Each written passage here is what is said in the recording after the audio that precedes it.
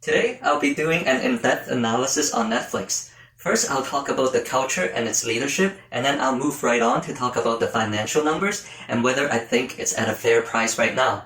Enjoy!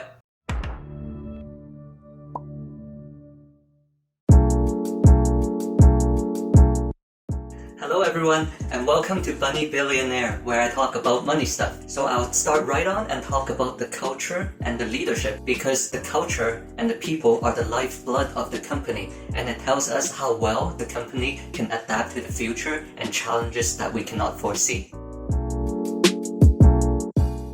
So here's a list of the 5 operating philosophies of Netflix ripped straight from their career webpage. Number 1. Encourage independent decision-making by employees. Number 2. Share information openly, broadly, and deliberately.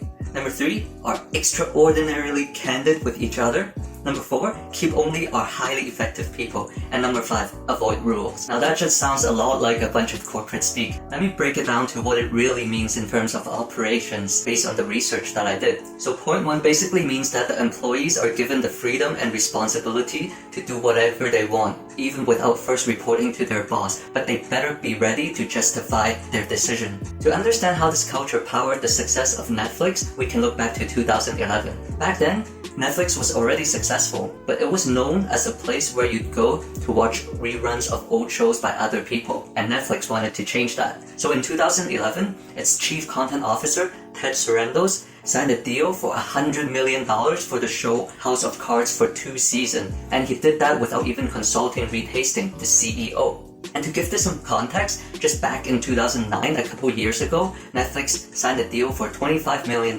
with Disney and Sony for licensing 2 years of shows. That's kind of like us buying a pre-sale condo just knowing that it's coming from a nice developer and without seeing any show home. This huge bet paid off big time for Netflix, and it was a smashing success, and it told the world that Netflix can make great content too. And also smash the like button so YouTube knows that I make good content. Thanks. And this culture could also be a double-edged sword for Netflix. Could you imagine if House of Cards wasn't successful? What would happen to the $100 million? And it's gone. It's gone. It's all gone.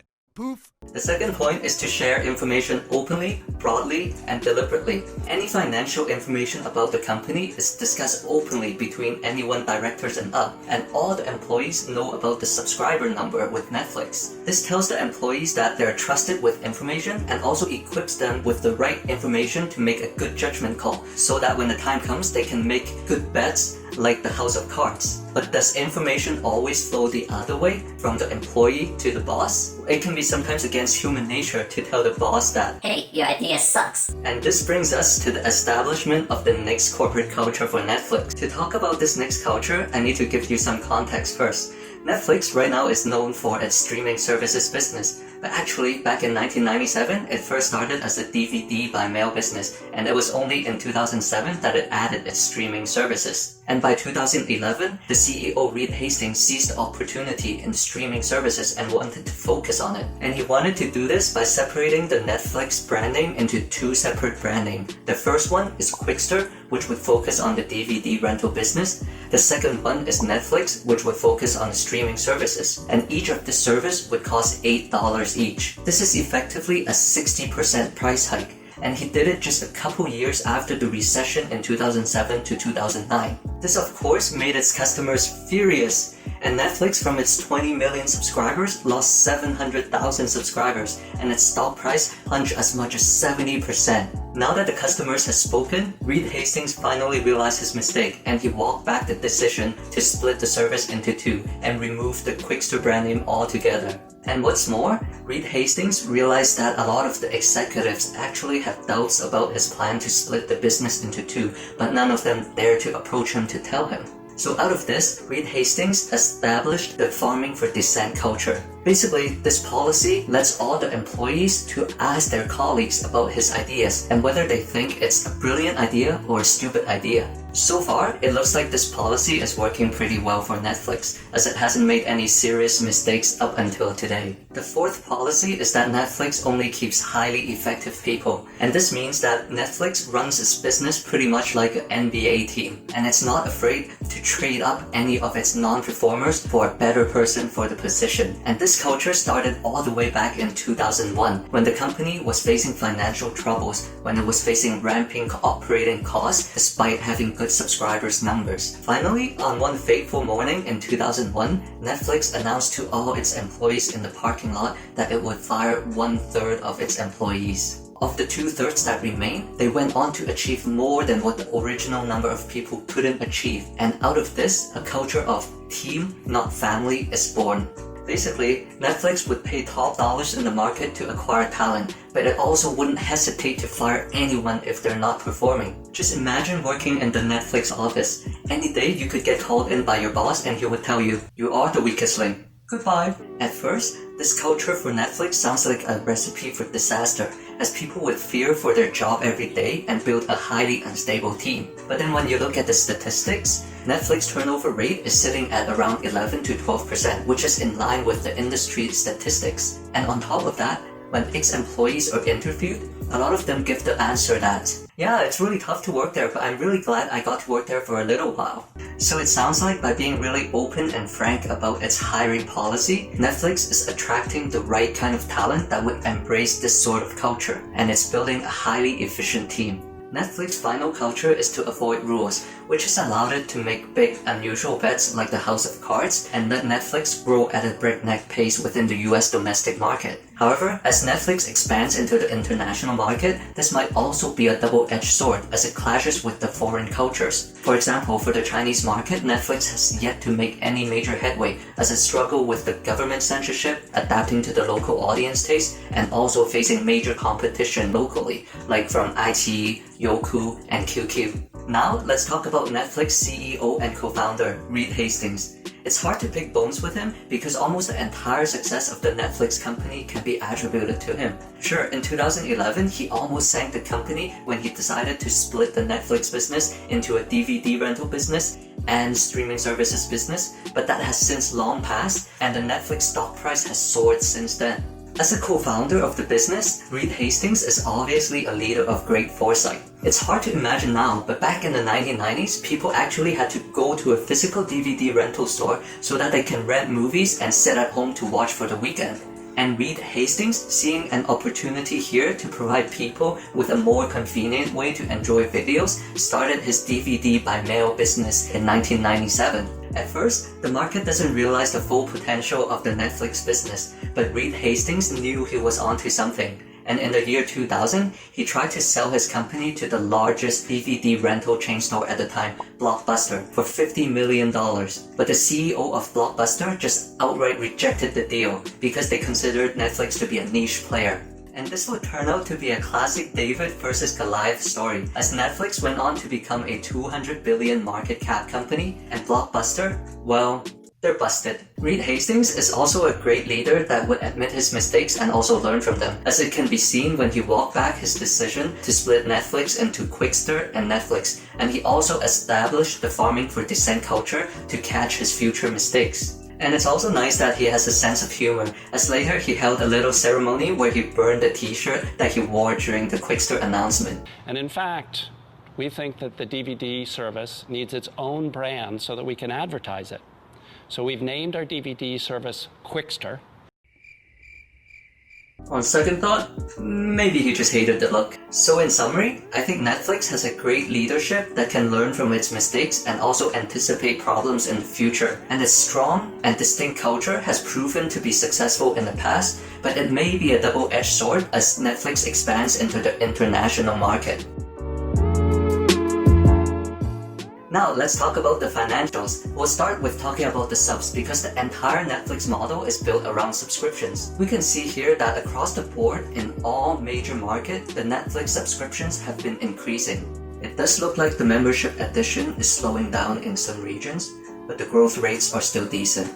Now, let's look at the statement of operations. We can see here that the revenues have been increasing and the cost of revenues as a percentage of the revenue has been decreasing and the income has been increasing. Alright, everything is peachy. Let's end this episode and buy us some Netflix stock. Whoa, hold on right there. It's never that simple, you see. There's a little problem here with the cost of revenues. You see, a lot of the cost in the media business actually is incurred upfront to pay for the production of films. But on the statement of operations, this is reflected as an amortized cost. Or, in plain English, they're just distributing the cost of the film over the entire useful life cycle of the film, when in reality, all the costs are paid upfront right now. So, to fully understand the cash position of the company, we must also study the cash flow statement. So for operating cash flow, we can see that the net spending for operation has increased 50% from 2017 to 2018. And there's an 8% increase from 2018 to 2019. The large increase in operational spending is due to Netflix investing large amount of cash in its original production in order to prepare itself for the upcoming streaming wars. We can see here in this graph that Netflix is spending more and more cash on original productions. The cash spending from investment activities also went from positive in 2017 to negative in 2018 and 2019. The increase in investment activity spending is due to Netflix spending more money on its content distribution network and also on buying more DVDs for the rental business. And all the cash used in operating and investing, you guessed it, is financed by debt and sales of stocks to the people. From 2017 to 2018, the financing activities increased by 31.5%, and from 2018 to 2019, it increased by 11.3%. Now, let's look at a number that everyone is interested in. Is Netflix a fair price right now? To figure this out, let's look at the simple price-earnings ratio, which is the ratio of the price compared to its earnings. In simpler terms, it's just telling us if we pay for this price right now, how many years it takes for the earnings in order to make up for that price we paid. And the number for Netflix is 96.54. And this number is sky high compared to the movie industry average of just 38 and compared to Disney, which has a number of 18. Now, some of you might argue that Netflix is a growth company, so of course its PE ratio factors in its growth rate. In order to normalize the effect of growth, we can look at the PEG ratio, which is just simply the PE ratio divided by the growth in earnings of the company. And generally, a PEG of less than 1 is considered good. And the number for Netflix is 1.27, and that's considering a trailing 12-month growth rate of 76%. Let's pretend I'm working in Netflix and I'm being candid. Their stock right now is totally overvalued and there's no way it can sustain its 76% growth rate. Now, as always, I'll be talking about some of the pros and risks of the company to help us make a more rational decision when investing in Netflix. There's some cost inflexibility to the company as its contents are contracted over several years, so it may be difficult for Netflix to adapt to quickly changing market conditions. The production costs for original films are high, and it's expected to remain high, and the content satisfaction is not guaranteed. There's a high amount of competition entering the market right now for streaming services. And also, so far, Netflix has not been able to crack at the Chinese market, which is a huge market. Its current growth rate may not be sustainable. The company is exposed to social and economical factors. For example, if Netflix spent a lot of money investing in cop movies, and right now there's a BLM movement going on, well, the cop movies are not gonna do so well. And now the pros. Netflix has a high earnings growth rate. It also has a great leadership. It's got a good growth that is driven by an aggressive corporate culture. Netflix has a good brand name, and the CEO is making conscious effort to continue to protect that brand name. For example, he has recently made commitments to be donating $120 million to traditionally African American institutions. Well, that's it for today's episode. Thanks so much for sticking around and watching this, and hopefully you learned a thing or two about Netflix with me. If you like what you saw, be sure to tap the like button so that more people can see this while you go and binge on Netflix. If you want to see more, be sure to subscribe and tap on the notification icon bell so that the next time I upload a video, you'll get notified right away. If you want to share something or just make a comment, be sure to comment down below because I'm always here to learn. Until next time!